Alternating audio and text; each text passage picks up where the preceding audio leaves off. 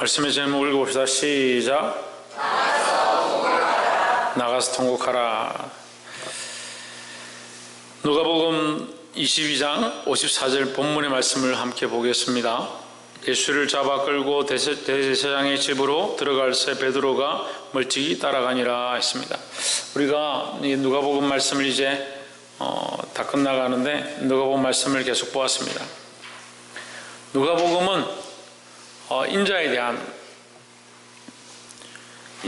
초점으로 기록된 성경이다. 그래서 누가복음을 보면 좀 인간적인 부분도 많이 나오고 실질적인 그런 모습들이 많이 표현되고 있습니다. 누가복음에서 우리가 접목해야 될 부분은 뭐냐? 누가복음이니까 누가 예수를 십자가에 못 박았느냐 이렇게 보면 됩니다. 제가 외울 때도 그렇게 공부를 했고, 누가 예수를 십자가에 못 박았느냐? 누가 못 박았습니까? 누가 못 박았어요? 예. 이거 목사님, 우리는 못 안 박았습니다.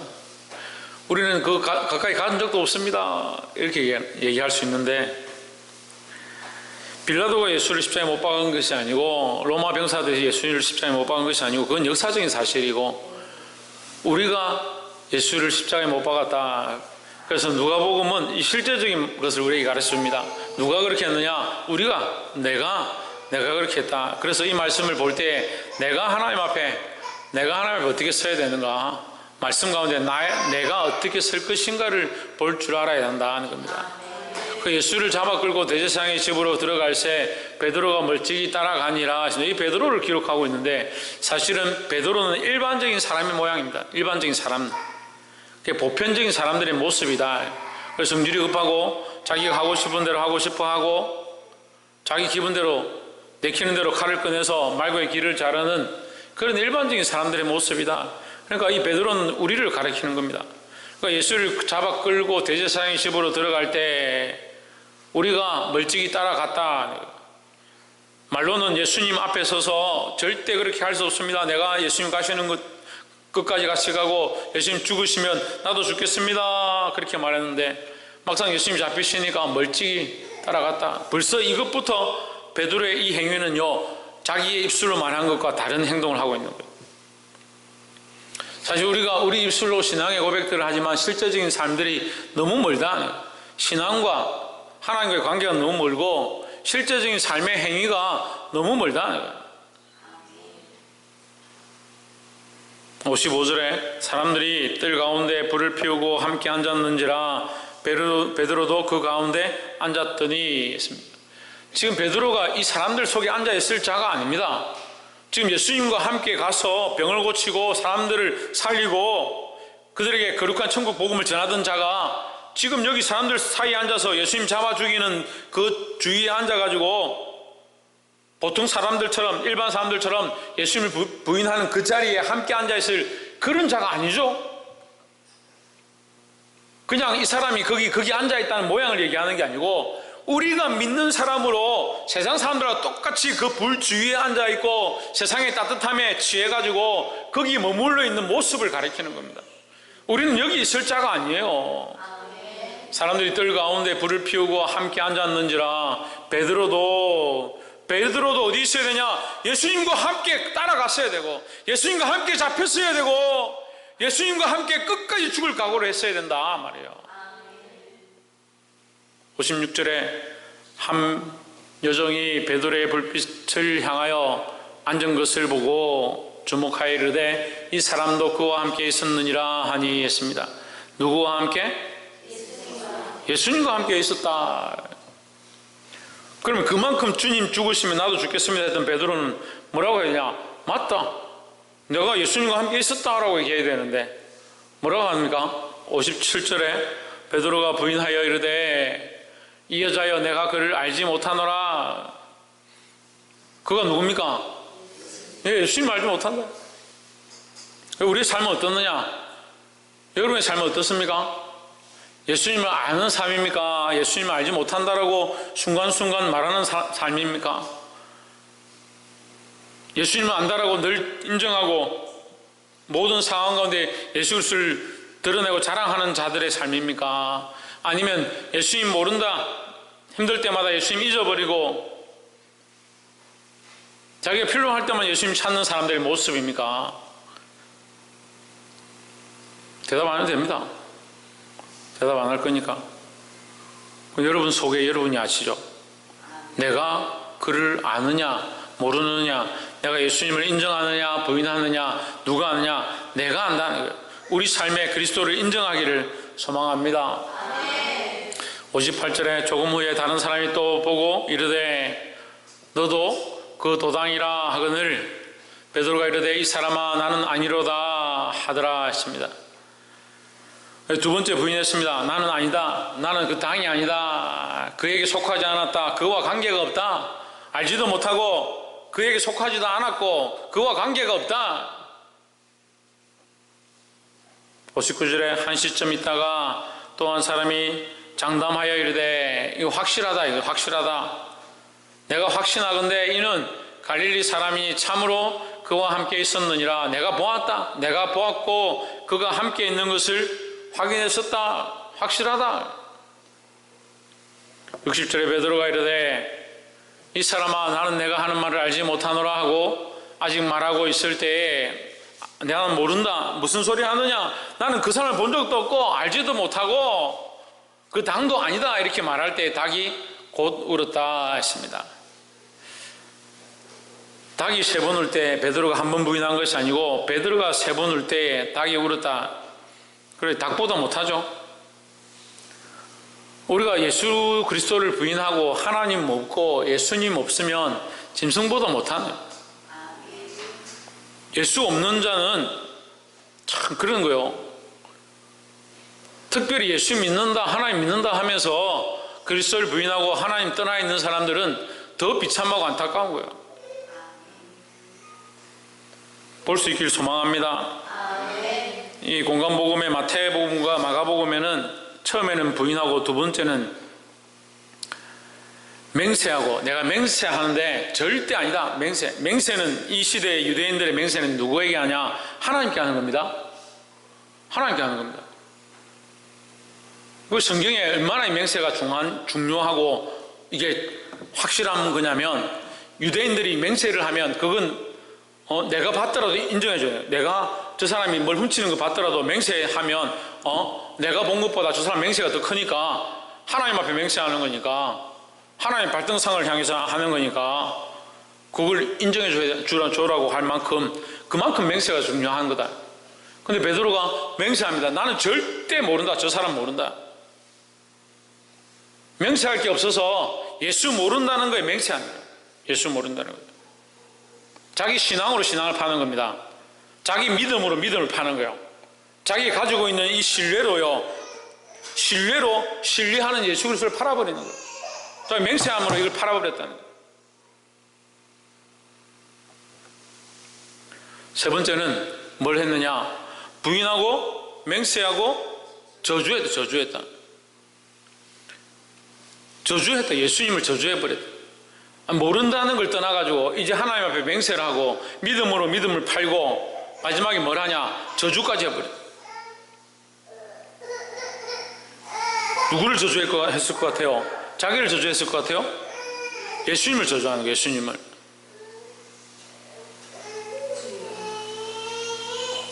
자, 이래 더 데리고 나와.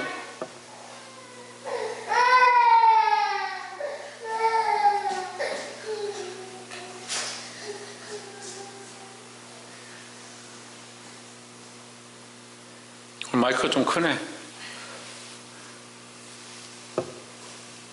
부인하고 맹세하고 저주했다. 누구를 저주하느냐? 예수님을 저주하는 거예요. 이 문제가요, 우리가 알게 모르게 예수님을 저주하고 있다는 거예요.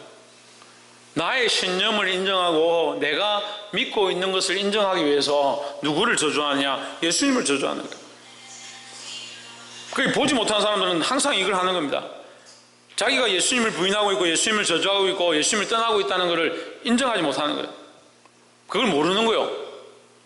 그걸 자꾸 뭘 인정하냐? 자기 신념과 자기 기분과 자기 생각과 자기 감정을 자꾸 인정하는 겁니다. 그러면서 누구를 저버리고 있냐? 예수님을 저버리고 있는데, 예수님을 저주하고 있는데 그걸 모르는 겁니다. 그럼 어떻게 해야 됩니까? 목사님, 그럼 어떻게 해야 됩니까? 우리가 알게 모르게 예수님을 그렇게 저버렸다면 우리가 어떻게 해야 합니까? 61절에 있습니다. 주께서 돌이켜 베드로를 보시니 했습니다. 그렇게 부인하는 베드로를 예수님은 쳐다봤습니다. 베드로는 안 쳐다봤죠. 뒤만 따라갔죠. 부인했죠. 맹세했죠. 저주까지 했습니다. 근데 누가 보시냐? 예수님은 베드로를 보셨다는 거예요. 예수님은 베드로를 놓치지 않고 있었다는 겁니다. 베드로가 주의 말씀 곧 오늘 닭 울기 전에 내가 3번 나를 부인하리라 하심이 생각났다. 62절에 밖에 나가서 심히 통곡하니라 했습니다. 방법이 있습니다. 어떻게 해야 되느냐? 통곡해야 합니다. 통곡하라면 눈물 흘리는 게 통곡이 아니에요. 통곡은 뭡니까? 지금 내가 하고 있는 이 행위에 대한 것이 통곡이에요. 이걸 회개하고 이걸 통회하고 이걸 안타까워해야 되지. 자꾸 사람들 회개하려면요, 지금 상황이 안타깝다, 지금 상황이 속상하다, 지금 내 입장이 곤란하다, 그거 가지고 울고 있어요. 그게 무슨 회개입니까? 지금 짜증나고 속상하고 답답하다, 그걸 뭘 울어요? 그걸 뭘 울어? 통곡은 내가 지금 행한 이 행위들, 하나님 앞에 옳지 않은 이것을 돌이키는 게 회개고요. 그게 통곡이에요.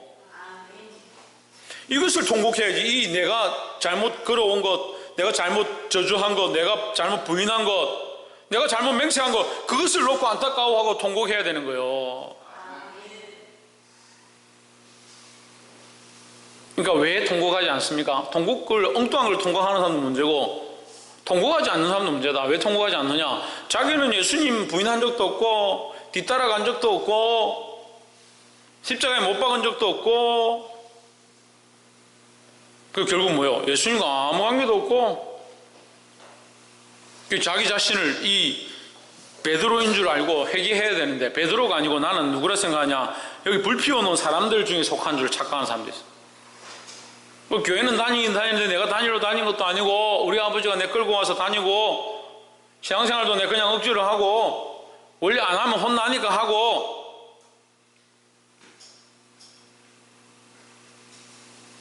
진짜 예수하고 관계없는 삶을 사는 사람들이 있어요. 그 사람은 회개할 필요가 없죠. 회개가 뭔지도 모르니까. 그럼 어떻게 해야 합니까? 깨달아야 합니다. 깨달은 사람들은 가르쳐야 합니다. 우리가 죄인이고 어찌할 수 없는 자임을 알고 예수 그리스도를 부인했던 것, 스스로 아니라고 맹세했던 것, 예수님을 저주했던 그 삶들을 고치고 부숴야 된다는 거예요. 물론 이 말씀을 듣는다고 하루아침에 되지 않을 줄 압니다.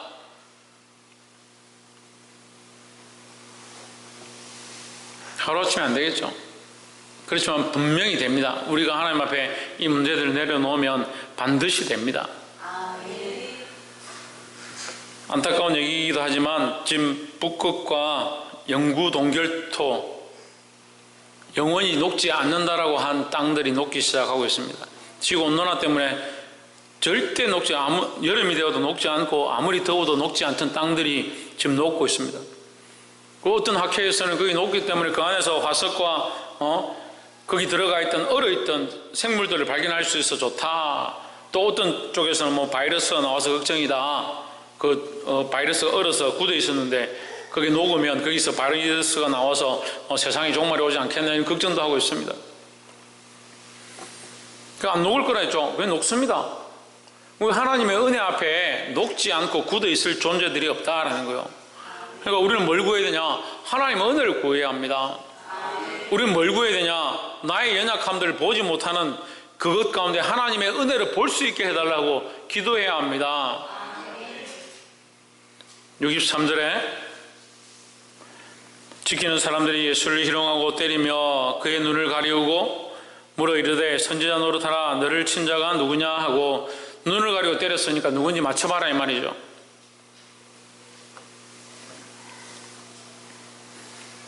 그 예수님이 누구신지 모르니까 이런 짓들을 하는 겁니다. 이외에도 많은 말로 욕하더라. 66절에 날이 새매 백성의 장로들 곧 대제사장들과 서기관들이 모여 예수를 그 공회로 끌어들여 어디로 끌고 왔느냐? 공회로 끌고 왔습니다. 뭘 하느냐? 재판하기 위해 끌고 왔습니다. 예수님은 세상 재판석에 설 자가 아닙니다. 그런데 그들이 세상 재판석에 예수님을 끌고 갑니다. 오히려 그들이 예수 그리스도 앞에 재판을 받아야 될 자들입니다. 우리가 그리스도를 판단하고 우리가 그리스도를 마음대로 이렇다 저렇다라고 결정할 권한이 우리에게 없습니다. 그런데 우리는 너무 쉽게 예수 그리스도를 결정합니다.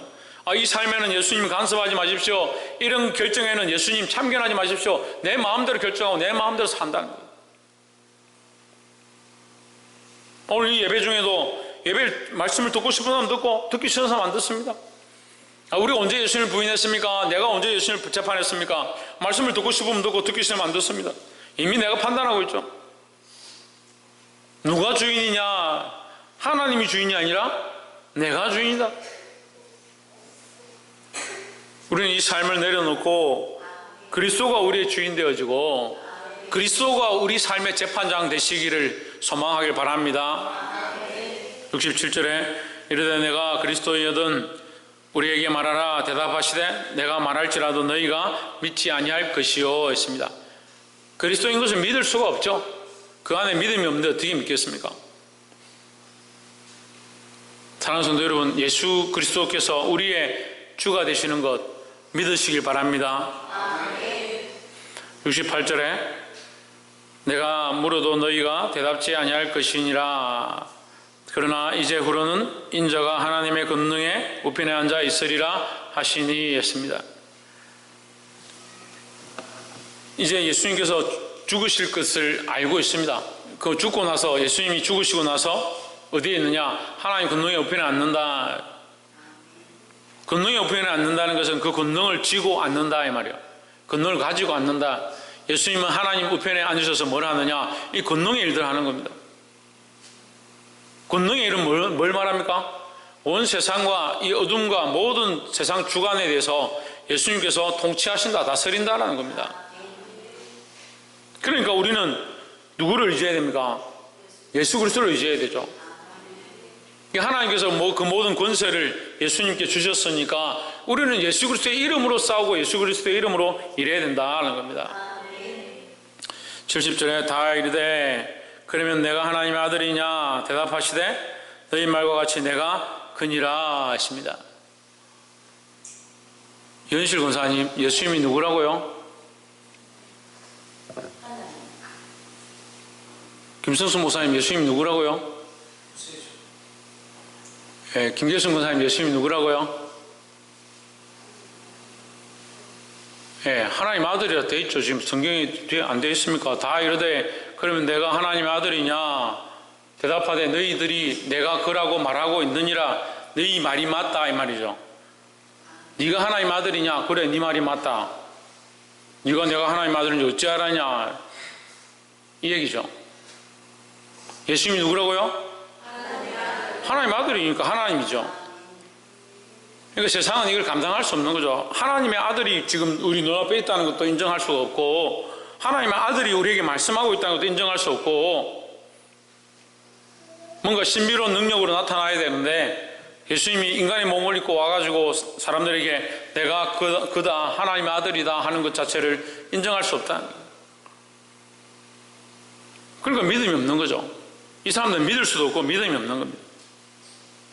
오늘 우리도 믿음이 있다 하면 예수를 하나님의 아들인 줄 인정할 수 있어야 된다는 거예요. 지디언 뭐라고? 인정하나? 그렇지. 예수님을 하나님의 아들을 인정하는 이것이 우리의 믿음이고 신앙이다라는 겁니다. 예수님께서 하나님의 모든 권세를 받으셨으니까 그 그리스도를 우리가 쫓아가고 믿는 것이 당연하고 합당한 것이다 라는 겁니다. 71절에 저희가 이르되 어찌 더 증거를 요구하리요 우리가 친히 그 입에서 들었노라 하더라 했습니다. 이것이 왜 그들에겐 증거냐? 그들은 그 짓을 요구하니까 그 짓이 원하니까 그 짓을 원하니까 자기들이 이 예수를 잡아주길 거짓된 증거를 원하니까 예수님은 참을 말하지만 그들은 믿지 않으니까 그들에게는 그것이 거짓이다. 여러분에게 이 말씀을 아무리 들려줘도요, 여러분 믿음으로 받지 않으면 다 거짓인 거예요. 믿음으로 말씀을 안 받는 사람들이 수없이 있습니다. 아무리 믿음으로 말씀을 똑바로 가르쳐주고 논리 정연하게 얘기해도요, 결국 안 받아들이는 사람들은 안 받아들여요. 근데 그건 저희 힘으로 할 수 있는 게 아니고 여러분 힘으로도 안 돼요. 그건 믿음으로 하는 거예요. 믿으려고 할 때 성령께서 역사하셔서 알게 하시는 거예요. 그러니까 우리가 믿음이 없으면 뭘 구해야 됩니까? 성령의 도우심을 구해야 합니다.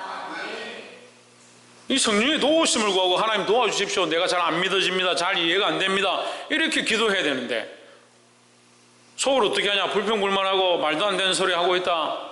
왜 목사님은 저렇게 말하냐? 그렇게 하고 있으니까 말씀을 들어도 은혜가 안 되고 말씀을 들어도 깨달아지지 않고 말씀을 들어도 잘하지 않고 계속 그 자리인 거죠. 말씀을 맺겠습니다. 베드로가 나가서 통곡했습니다.